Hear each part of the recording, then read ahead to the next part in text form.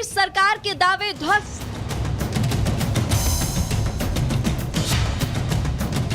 नहीं थम रहा अल्पसंख्यकों पर अत्याचार।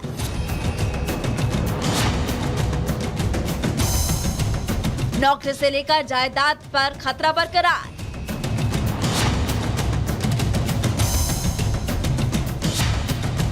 बांग्लादेश के कार्यकारी प्रधानमंत्री यूनुस के उन दावों की पोल खुल रही है जिसमें वो वहां पर अल्पसंख्यकों की सुरक्षा की बात कर रहे थे।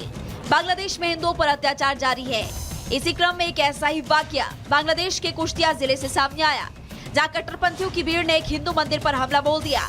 उग्र भीड़ ने न सिर्फ हिंदू मंदिर को तोड़ा, बल्कि भीड़ ने मंदिर के अंदर रखी प्रतिमा को भी खंडित करने का प्रयास किया। यहाँ ये जानना अहम है कि आखिर कौन सी ऐसी वजह है जिसके चलते अचानक शांत पड़े बांग्लादेश में हिंदू अल्पसंख्यकों को निशाना बनाया जाने लगा। इसके पीछे सबसे बड़ी वजह वहाँ के राजनीतिक हालात है, जहाँ मुस्लिम कट्टरपंथियों की सत्ता में दखल सबसे बड़ी वजह मानी जाती है। जमात-ए-इस्लामी हिंदुओं को निशाना बनाता है। हिंदुओं की जमीन पर कब्जा करना इसके पीछे मकसद है और मुस्लिम वोटर्स को बांग्लादेश सरकार ने छूट दी है। राजनीतिक पार्टियां ध्रुवीकरण करवाती है। हालांकि बांग्लादेश में हिंदुओं पर हमले कोई नई बात तो नहीं है, पहले भी हिंदुओं पर हमले होते रहे हैं, लेकिन शेख हसीना के तख्ता पलट के बाद से ऐसे बिगड़े हैं हालात कि सुधरने का अब नाम नहीं ले रहे। आए दिन किसी न किसी हिंदू मंदिर पर हमले हो रहे हैं। बीते दिन कट्टरपंथियों की भीड़ ने न सिर्फ ढाका कॉलेज पर हमला किया, बल्कि अंदर बने मंदिर को भी नुकसान पहुंचाया। लेकिन बांग्लादेश में अल्पसंख्यकों की कोई सुनने वाला नहीं है। अंतरिम सरकार मुखदर्शक बनी हुई है, ना तो मुकदमा दायर किए जा रहे हैं और ना ही कोई कार्रवाई की जा रही है, जिसके पीछे बांग्लादेश घटती हिंदुओं की आबादी है। बांग्लादेश में हिंदू आबादी 7.9 लाख प्रतिशत, ढाका में 24 लाख, रंगपुर में 20 लाख, खुलना की बात करें तो 20 लाख है, सिलहट में 13 लाख तो चटगांव में 20 लाख। 7 जनवरी 2024 को बांग्लादेश में हुए आम चुनावों में वहां रहने वाले अल्पसंख्यक समुदाय ने प्रधानमंत्री शेख हसीना की पार्टी अवामी लीग को वोट किया था ताकि वो सुरक्षित और शांति से रह सके। लेकिन शेख हसीना के तख्ता पलट के बाद से हालात लगातार बेकाबू होते जा रहे हैं। इन मामलों में कार्रवाई न होने और आरोपियों को सजा नहीं मिलने के चलते कई कट्टरपंथी संगठनों के हौसले बढ़ रहे हैं। यूनुस सरकार अगर जल्द ही कोई बड़ा फैसला नहीं लेती तो आने वाले समय में हालात और ज्यादा भयावह हो सकते हैं। Bureau report, Republic Bharat. और इसी बीच अगली बड़ी खबर आपको बता दें, अमेरिका ने परमाणु जंग की तैयारी की है। मार्च महीने में सेना को आदेश दिए थे और अमेरिका की रडार पर है नॉर्थ कोरिया। बड़ी जानकारी आपको दे रहे हैं, अमेरिकी मीडिया के हवाले से बड़ी खबर आपको बता रहे हैं। अमेरिका मीडिया ने दावा किया है कि मार्च में अमेरिकी राष्ट्रपति जो बाइडेन ने अमेरिकी सेना को परमाणु जंग की तैयारी करने के आदेश दिए थे। बाइडेन ने सेना से रूस, चीन और नॉर्थ कोरिया के खिलाफ जंग तैयार करने को कहा था कि अब जंग लड़ी जाएगी। ऐसे में परमाणु जंग की तैयारी चल रही है।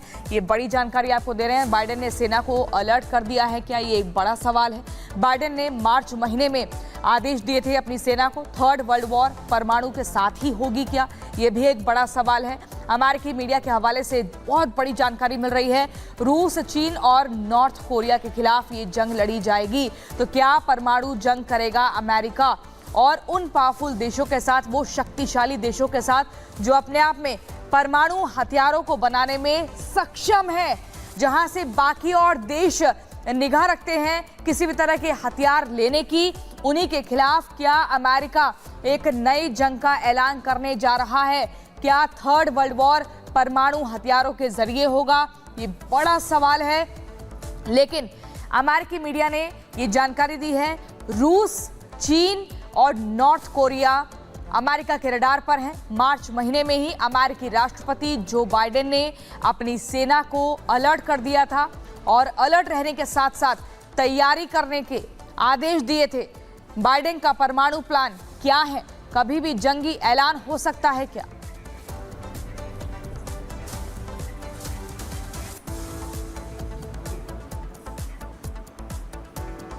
और अब बात करते हैं रूस यूक्रेन युद्ध की, जिसमें एक नया मोड़ आता हुआ दिखाई दे रहा है। अब तक रूसी हमलों से खुद को यूक्रेन बचा रहा था, लेकिन अब यूक्रेन हमलावर रुख दिखा रहा है। यूक्रेन अब रूसी इलाके कुर्स्क में भीषण हमले कर रहा है। इन हमलों की तस्वीरें भी हैरान करने वाली हैं और माना यह जा रहा है कि पुतिन भी अब इन हमलों का जवाब देने की तैयारी कर रहे हैं। अभी क्या हालात है वहां पर, इस रिपोर्ट में आपको दिखाते हैं।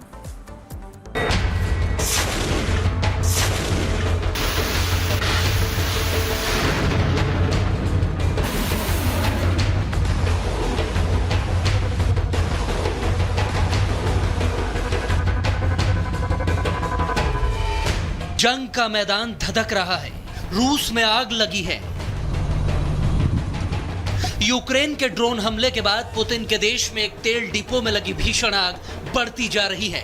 10,000 वर्ग मीटर का इलाका 3 दिनों से जल रहा है, जिसमें 70 में से 22 ईंधन के टैंक आग की लपटों से घिरे हुए हैं। किसी भी वक्त बड़ा धमाका हो सकता है।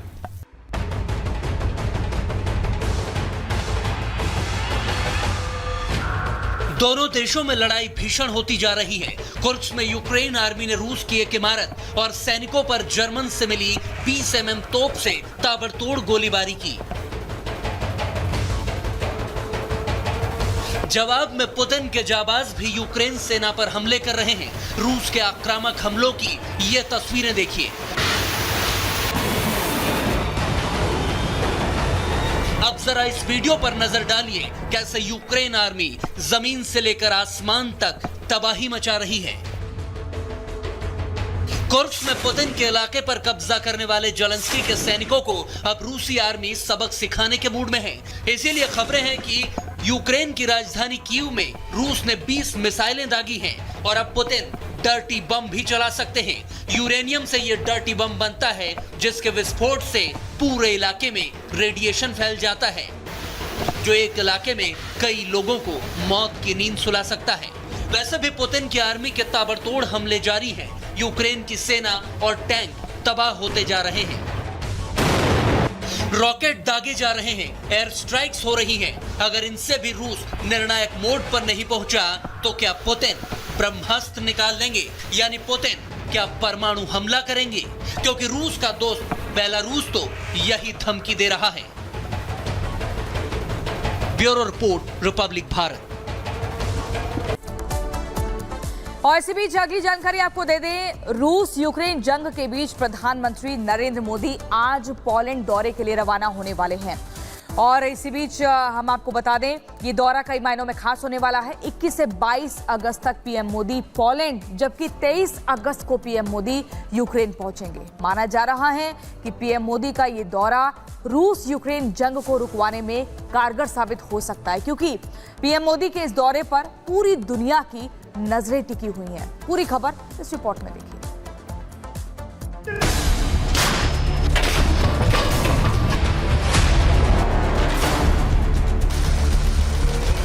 रूस और यूक्रेन के आसमान में बारूद बरस रहा है।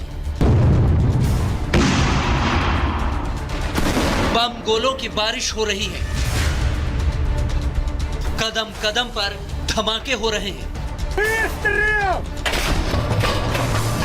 कहीं आग की लपटें हैं तो कहीं लाशों के ढेर, कहीं तबाह टैंक पड़े हैं तो कहीं गन मशीनें गरज रही हैं।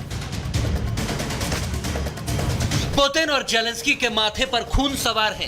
दोनों देशों की आर्मी एक दूसरे के खून की प्यासी है। रोजाना मिसाइलें और रॉकेट दागे जा रहे हैं, लेकिन इन सब के बीच मैदान जंग में शांतिदूत के तौर पर मोदी कूद पड़े हैं, क्योंकि वो हमेशा से कहते आए हैं ये युद्ध का वक्त बिल्कुल नहीं है। आज का युग युद्ध का है नहीं, और हमने फोन पर भी कई बार आपसे इस विषय में बात की है कि डेमोक्रेसी और डिप्लोमेसी और डायलॉग, ये सारी बातें ऐसी हैं कि जो दुनिया को एक स्पर्श करती हैं। क्या प्रधानमंत्री नरेंद्र मोदी ने 2.5 साल पहले शुरू हुए युद्ध के अंत की स्क्रिप्ट तैयार कर ली है? क्या मोदी ने रूसी राष्ट्रपति पुतिन से इस पर मुहर लगवा ली और अब यूक्रेनी राष्ट्रपति जेलेंस्की को भी तैयार करने का प्लान रेडी कर लिया है? क्योंकि मोदी 23 अगस्त को यूक्रेन के दौरे पर जा रहे हैं। जेलेंस्की से मोदी जंग रोकने पर सीधी बात कर सकते हैं। यूक्रेन जाने वाले मोदी पहले भारतीय प्रधानमंत्री बनने वाले हैं और इससे पहले 2 दिनों तक मोदी 21 और 22 अगस्त को पोलैंड के दौरे पर रहेंगे। मोदी 10 घंटों तक ट्रेन की यात्रा करके यूक्रेन की राजधानी कीव में दाखिल होंगे। इससे पहले वो 8 और 9 जुलाई को रूस के दौरे पर थे और अब यूक्रेन जा रहे हैं। मोदी का ये यूक्रेन दौरा जंग के बीच गेम चेंजर साबित हो सकता है। ऊपर से कुछ ज्यादा हमें और आपको पता नहीं चलता, पर पानी के नीचे जो बतख होती है वो खूब जोरों से अपने पैर चला रही होती है। रशिया यूक्रेन के मामले को लेकर जो चल रहा है दुनिया भर में, वो डक डिप्लोमेसी चल रही है और भारत उसमें एक अहम हिस्सा है।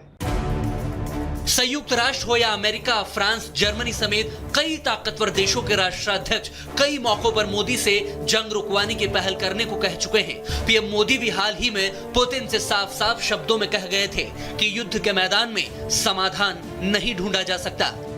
अब वो राष्ट्रपति जेलेंस्की से भी यही बात दो टूक अंदाज में कहेंगे। तो क्या विश्व गुरु भारत की ताकत दिखेगी और मोदी युद्ध रुकवाकर शांति दूत बन जाएंगे? Bureau report, Republic Bharat. और चलिए अब आपको ग्राफिक्स के जरिए बताते हैं। मिशन शांति संधि पर पीएम मोदी है। 23 अगस्त को पीएम मोदी का यूक्रेन दौरा है। कई मायनों में खास बताया जा रहा है। पिछले महीने पीएम मोदी मॉस्को गए थे, वहीं रूस के बाद अब पीएम मोदी यूक्रेन जा रहे हैं। रूस में पुतिन से युद्ध पर चर्चा हुई थी। अब यूक्रेन में जेलेंस्की से जंग पर बातचीत होगी। वहीं 4 साल में जेलेंस्की से पीएम मोदी की ये चौथी मुलाकात देखी जा रही है। पीएम के यूक्रेन दौरे पर पूरी दुनिया की नजरें बनी हुई हैं। दुनिया को उम्मीद है कि मोदी शांति समझौता कराएंगे। इसलिए बात महत्वपूर्ण हो सकती है क्योंकि रूस और यूक्रेन की जंग जो चल रही है, इसी बीच प्रधानमंत्री नरेंद्र मोदी आज पोलैंड जा रहे हैं और उसके बाद यूक्रेन जाएंगे, जेलेंस्की से मुलाकात करेंगे। इसी बीच एक खास खबर गायत्री आपको बताएंगे।